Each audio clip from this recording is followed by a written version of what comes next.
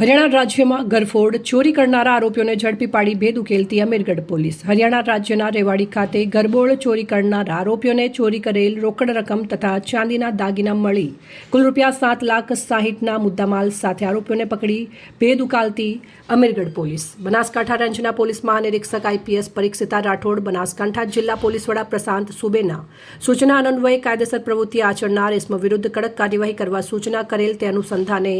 દાંતાના નાયબ પોલીસ અધિક્ષક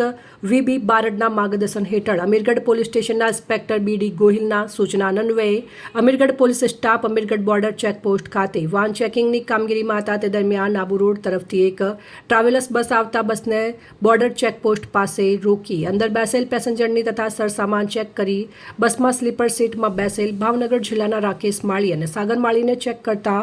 તેમના કબજાના થેલામાંથી રોકડ રકમ મળતા ચાંદીના દાગીના મળી આવતા બંને ઇસમોને તેઓની પાસેથી મળી આવેલ રોકડ રકમ તથા ચાંદીના દાગીના સંબંધિત અમીરગઢ પોલીસ દ્વારા પૂછપરછ કરતા બંને ગલ્લા તલ્લા કરતા ત્યારે અમીરગઢ પોલીસે બંને ઇસમોને બસમાંથી નીચે ઉતારી બંને ઇસમોને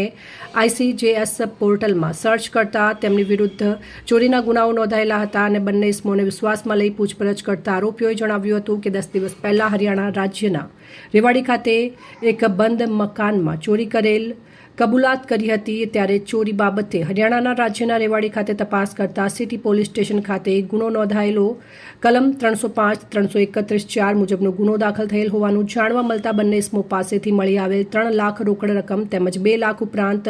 923 ગ્રામ વજન ચાંદી તથા મોબાઈલ સહિત કુલ 5 લાખ ઉપરાંતનો મુદ્દામાલ BNS કલમ 106 મુજબ કબજે કરી બંને ઇસમોને BNS કલમ 35(1) મુજબ અટક કરી હરિયાણા પોલીસનો સંપર્ક કરી આરોપીઓ તથા મુદ્દામાલ રેવાડી પોલીસ સ્ટેશનના ગુના કામે રેવાડી પોલીસને સોંપવામાં આવ્યું છે. અહેવાલ ભરત પટેલ, અમીરગઢ, બનાસકાંઠા.